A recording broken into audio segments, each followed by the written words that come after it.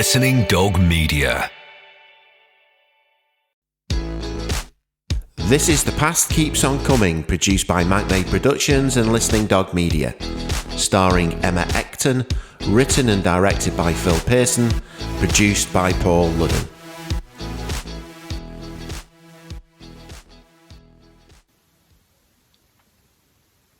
You'll hate me by the time this is finished. Nobody would blame you, least of all me.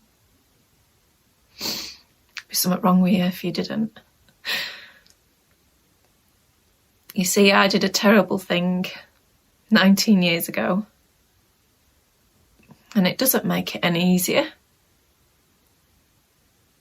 The passing of time just tightens the torment. Not just on me, but everyone. My name's Rosa and I'm 47. But if you look at this face, you'd think I'd seen at least 15 more winters. Look at the state of me. But I still don't.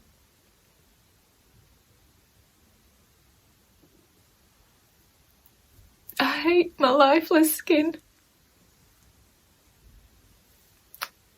And how my hair's as grey as a seagull's back. I could do something with it if I wanted to. But I just can't look at myself long enough in the mirror. My eyes can't bear it lately.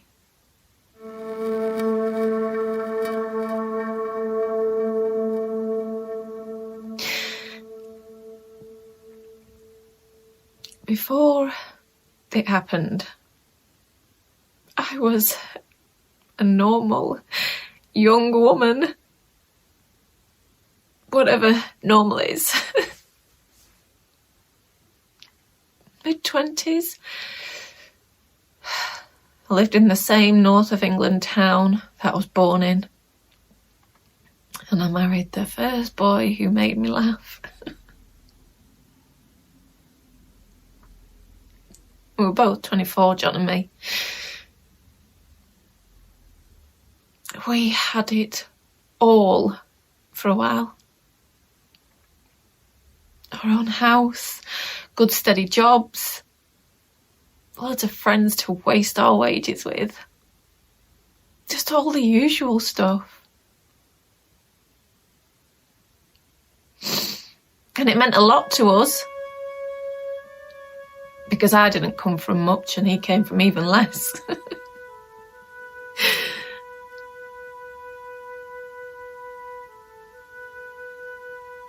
I suppose those were the days. And in many ways they were. But it was like watching someone else's life from a passing train sometimes.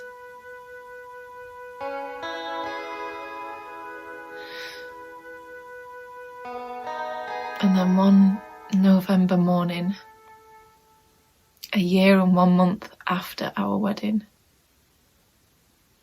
everything changed. Our lives went from black and white to glorious technicolor. When Jack arrived, punching and pouting his way into this world,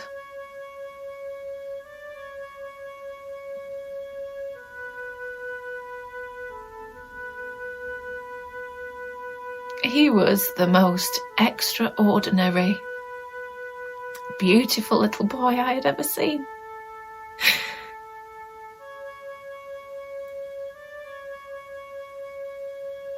Sad coffee bean eyes, whispery clouds of blonde hair, and a wide boxer's nose just like John's dad.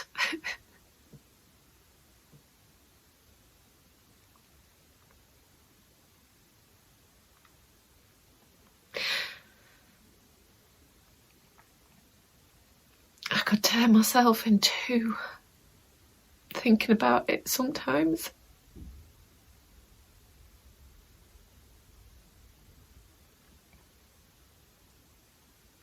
And I can't bear those days. I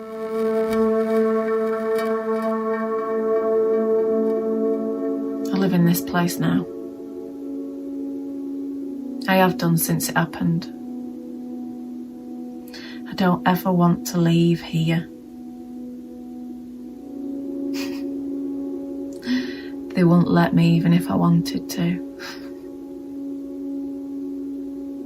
I don't do much each day apart from look out my window and watch how time bends and changes the courtyard gardens. 2 floors below my window. The changing seasons trick you as they come and go. You think you're moving on, making progress. But you're not. You always end up right back at the same point. I've been watching the same film on repeat for 2 decades. The plot never alters. The star of the carefree, sinful summer always faces a winter's reckoning.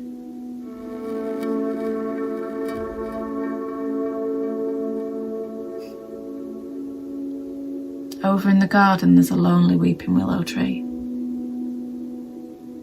Sometimes it casts a shadow over the small pond and vegetable patch. Each year I watch as the plants rise and then fucking rot. They're always asking me, do you want to help plant something? I don't. Nah. They'd only planted that willow tree when they brought me here. Do you know, it grew so fast, fighting its way towards the sky as if time itself was running out.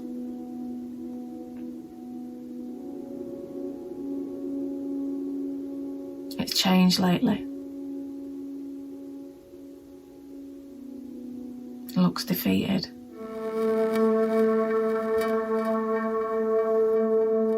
Over in the sunny side of the garden there's a bench with a tarnished plaque on it to someone called My Linda.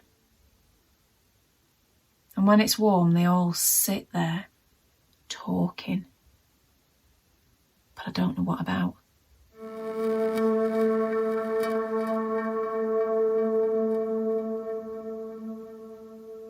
Every Wednesday afternoon I have to go and make greeting cards for the blind. And on a Friday morning I have to get on a bus and go swimming. Fucking swimming. After it happened, a couple of people used to come and visit me, but now it's just my sister Grace. I've tried and tried to stop her from coming here, but she won't. Up until 10 years ago, my mum used to come every month. Most of the time we'd just sit there in silence with nothing to say to each other.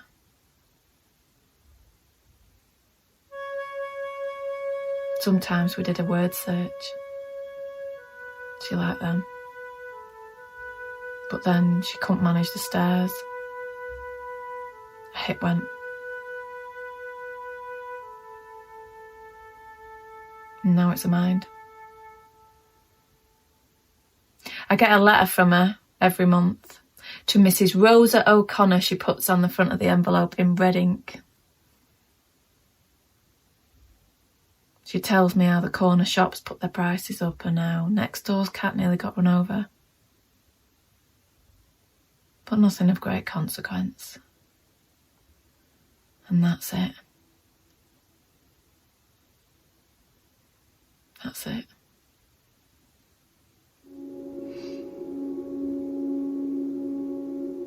This is my purgatory without parole. The only time I feel the slightest bit of happiness is in those few moments after I wake up. But the devil fools me every day.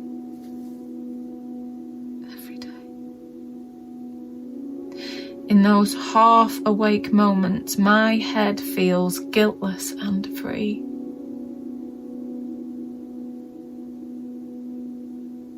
And then it starts to creep up my body.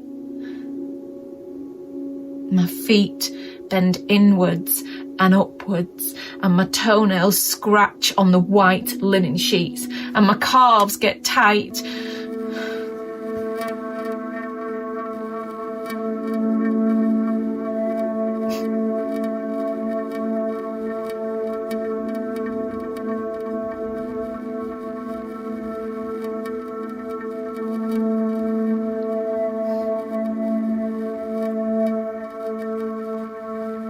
A new day's fresh hell.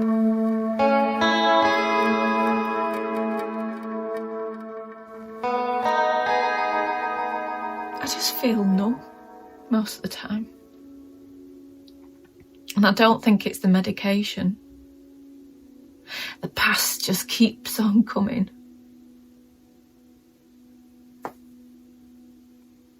And I think a lot. And I never find any answers because there aren't any. I can't imagine who that young woman was and what she did. How did she get to that point where she thought that that was her best option?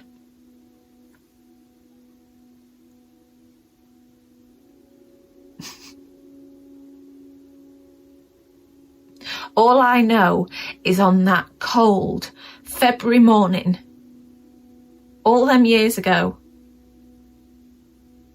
has made me the person that I am now. And I will be until my days here are done.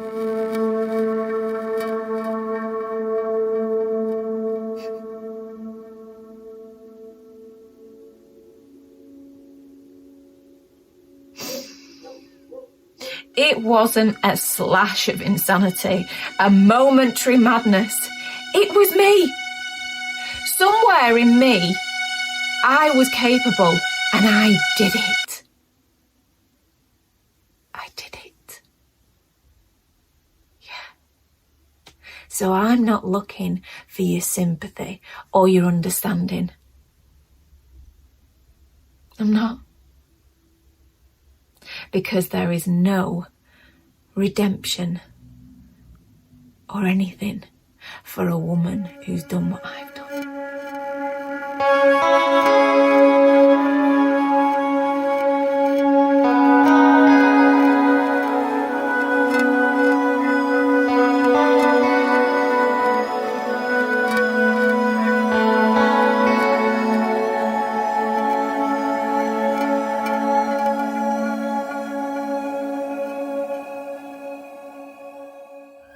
The Pod Play.